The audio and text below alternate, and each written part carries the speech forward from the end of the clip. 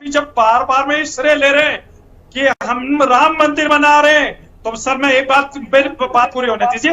मैं इनसे ये कहना चाहता हूँ, सर सुप्रीम कोर्ट ने 5 एकड़ जमीन दी थी मस्जिद बनाने के लिए। अगर आप राम मंदिर बनवा रहे हैं तो आप बाबरी मस्जिद क्यों नहीं बनवा रहे? क्योंकि सुप्रीम कोर्ट ने जो 5 एकड़ जमीन दी है उसमें भी तो मस्जिद बनवाई है।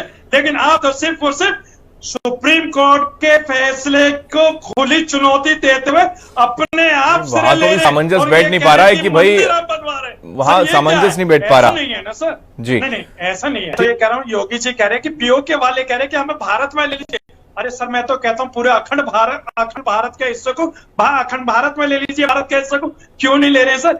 पाकिस्तान अखंड भारत का हिस्सा, अफगानिस्तान अखंड भारत का हिस्सा है, तो सर श्रीलंका भारत का हिस्सा है नहीं। तो मैं तो कहता हूँ सर पीओ को तो छोड़ दीजिए, पीओ को तो छोड़ दीजिए। भारत के लिए लड़ाई आरएसएस लड़ रहा है, वो कह रहे मांग कर रहे हैं वो तो सर अखंड भारत दे दीजिए। हम तो अखंड भारत में। देश के मुख्यमंत्री माननीय योगी जी ने कहा कि पीओके की आवाम चाहती है कि वो भारत के अंदर आने के लिए, तो सर मैं कहता हूँ कि बिल्कुल आइए, उनका वेलकम है। ठीक है, लेकिन सर पहले भारत की आवाम जो रोजगार चाहती है उसे तो दीजिए। जो युवा बेरोजगार घूम रहे जो दिए। ठीक है प्रशांत जी, इस पर अगर आप जवाब दें, थोड़ा पर जवाब दे दीजिए, उसके बाद मैं आ रहा हूँ। हमारे साथ दीपक जी भी हैं और नितिन जी के पास जाऊंगा मैं। प्रशांत जी संक्षिप्त में फटाफट, रोजगार बार बार पॉइंट आउट कर रहे हैं। देखिए वो विषय अलग है, उस पर भी काम हो रहा है। उनकी आपकी सुई वहां पे क्यों अटकी है? भाई जो सांस्कृतिक मुद्दा है वो अलग विषय है। अब ये एक काम पे लेके अब ये कह दें कि भाई अब हम इन पे कह दें कि भाई आपके रोजगार नहीं तो हज क्यों जाते हैं, ये कोई बात नहीं होती, तुक नहीं होता है। उस सब चीज भाई आप गरीब जाना छोड़ दीजिए, वो अलग विषय है। ये बताइए हज में अगर भारत में मुसलमान जाता है तो अपने पैसे पे जाता है, हज के लिए अपने पैसा लेकर जाता है। ये कौन सी बात कर रहे हैं सर? सर बात तो कुछ लॉजिक कीजिए ना, तो लॉजिक बात कीजिए। आप भाजपा के प्रवक्ता है।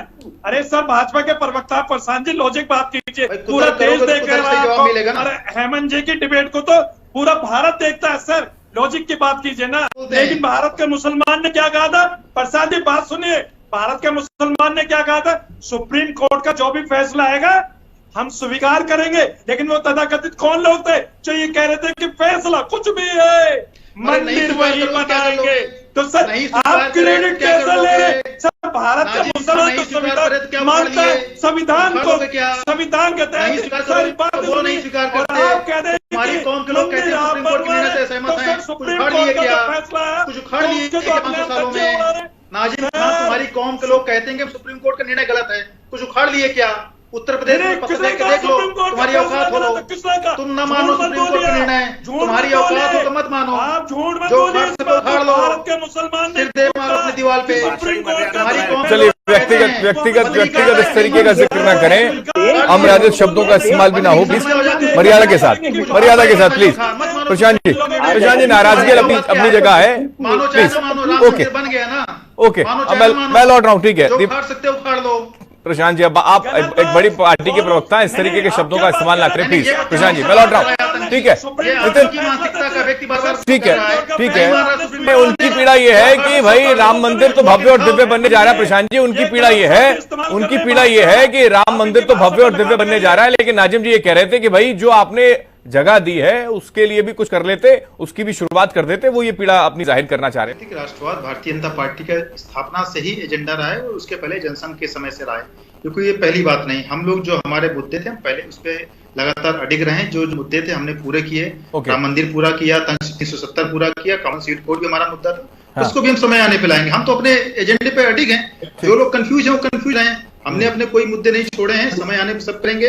पीओके भी लेंगे, कैलाश मानसरोवर भी लेंगे और राम मंदिर तो कंप्लीट हो ही रहा है और कॉमन सिविल कोड भी लेकर के आए। जिसको समस्या है वो अपना सर फोड़ता रहे दीवार। चलिए वक्त की कमी है, चर्चा को विराम देना होगा। नाजिम साहब ने कमेंट ले पाऊंगा आपसे, बहुत शुक्रिया। दीपक जी बहुत शुक्रिया, प्रशांत जी आपका बहुत शुक्रिया और आलोक पांडे जी बहुत शुक्रिया आपका, नितिन बहुत शुक्रिया जानकारी हम तक पहुंचाने के लिए। कुल मिलाकर ये स्थिति है कि योगी आदित्यनाथ की ओर से जिक्र किया गया, सीधे तौर पर इसको समझा जा रहा है आने वाले वक्त में लोकसभा का चुनाव एक बार फिर से राजवाद के मुद्दे को और प्रबल करता हुआ नजर आएगा, तो जिक्र योगी आदित्यनाथ की ओर से किया गया। इसी के साथ खास पेशकश में पाएं आप देखते रहिए हिंदी खबर। नमस्कार।